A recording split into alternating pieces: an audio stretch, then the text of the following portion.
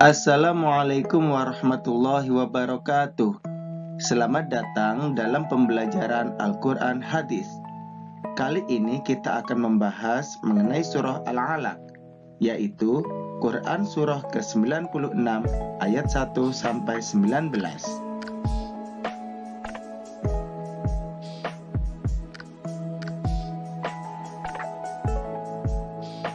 Sebelum Islam datang, peradaban bangsa Arab sangat terbelakang dan tidak sesuai aturan. Masyarakatnya mayoritas sebagai penyembah berhala dan sudah tidak lagi mengenal Allah Subhanahu wa Ta'ala, sebagaimana yang diajarkan oleh Nabi dan Rasul terdahulu, sehingga masa itu disebut masa jahiliyah. Sebagai seorang pemuda, Muhammad hatinya gundah gulana melihat tingkah laku masyarakatnya yang jauh dari nilai-nilai kemanusiaan. Ia sangat prihatin dengan kondisi tersebut, sehingga beliau berpikir dan berusaha untuk mencari jalan keluarnya. Kemudian Muhammad berkholwat di Gua Hiro untuk beribadah dan memohon petunjuk dari Allah Subhanahu wa Ta'ala agar diberikan jalan keluar guna mengubah tradisi masyarakat Arab menjadi lebih baik.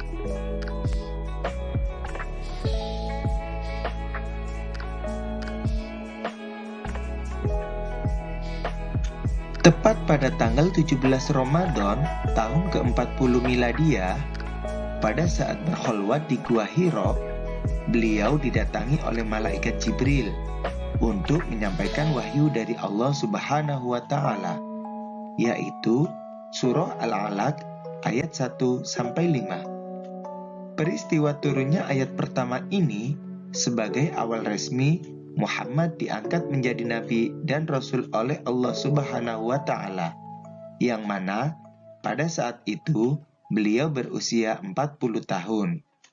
Selanjutnya, kita akan belajar membaca, mengartikan, dan menghafal surah Al-Alaq ayat 1 sampai 19.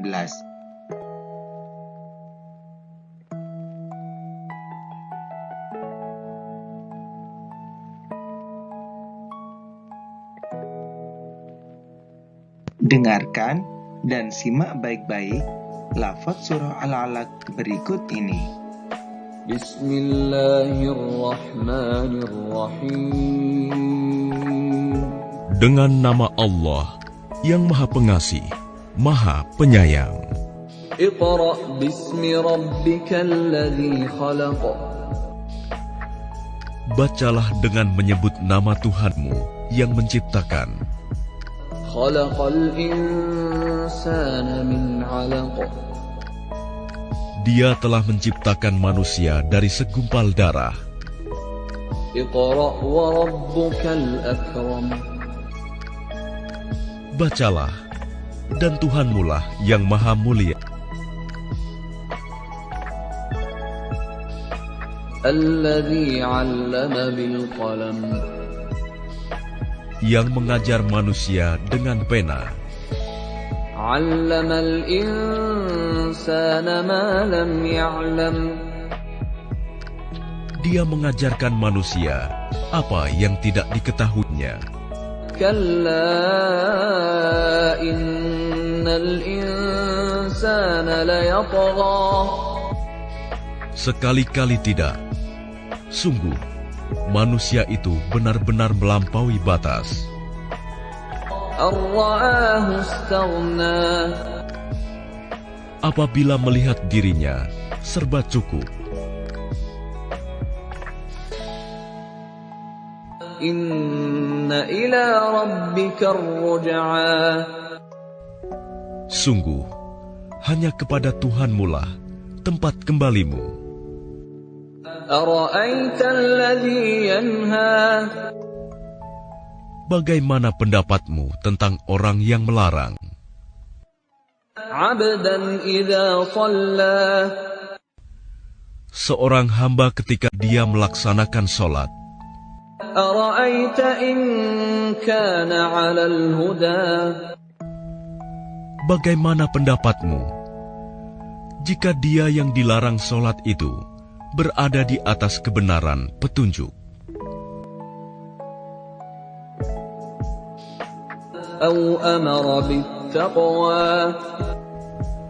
Atau dia menyuruh bertakwa kepada Allah.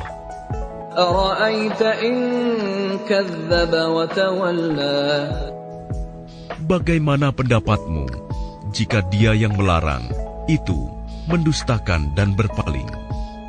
Alam ya'lam bi anna Allah yara. Tidakkah dia mengetahui bahwa sesungguhnya Allah melihat segala perbuatannya? Kalla la illam yantahi lanasfa'an bin nasiyah. Sekali-kali tidak. Sungguh, jika dia tidak berhenti berbuat demikian, niscaya kami tarik ubun-ubunnya ke dalam neraka. Nasiyatin kadhibatin khati'ah. Yaitu ubun-ubun orang yang mendustakan dan durhaka. Falyad'u nadiyah. Maka biarlah dia memanggil golongannya untuk menolongnya.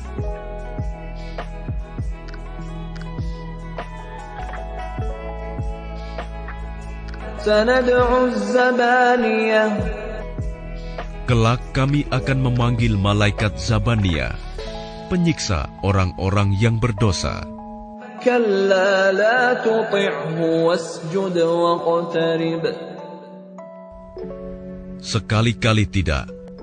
Janganlah kamu patuh kepadanya, dan sujudlah, serta dekatkanlah dirimu kepada Allah.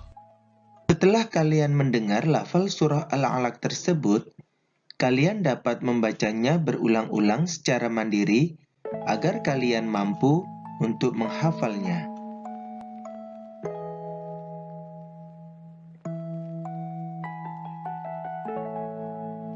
Sekarang, mari kita membahas mengenai penjelasan surah Al-Alaq.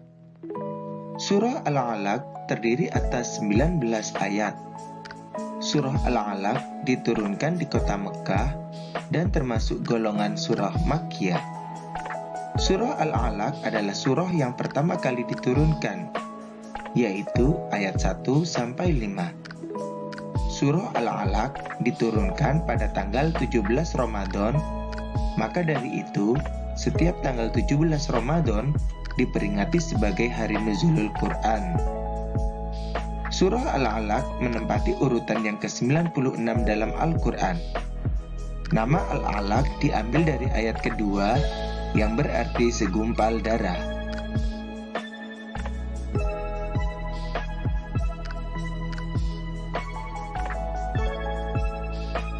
Pada ayat 1-5, kita diperintahkan untuk membaca.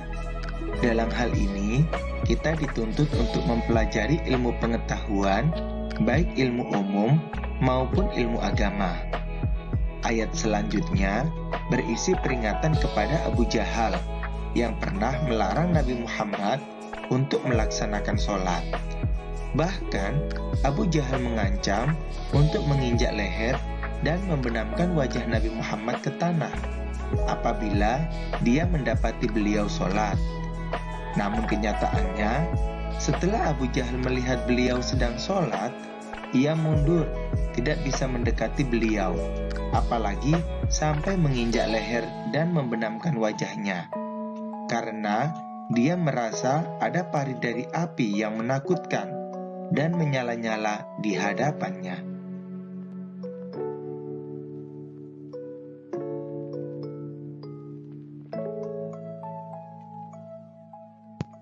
Pada ayat yang lain dijelaskan bahwa manusia seringkali melupakan kenikmatan dari Allah ketika merasa dirinya kaya dan berkecukupan. Bahkan ia menjadi takabur dan menganggap orang lain rendah, apalagi sampai menghalang-halangi orang lain untuk berbuat kebaikan. Kelak Allah pasti akan mengadab mereka. Pada ayat terakhir berisi tentang larangan untuk mengikuti perilaku orang jahat dan berisi perintah untuk mendekatkan diri dan beribadah kepada Allah. Itulah penjelasan singkat mengenai surah Al-Alaq. Semoga kita semua mendapatkan manfaatnya. Sekian, wallahul muwaffiq ila aqwamit thoriq. Wassalamualaikum warahmatullahi wabarakatuh.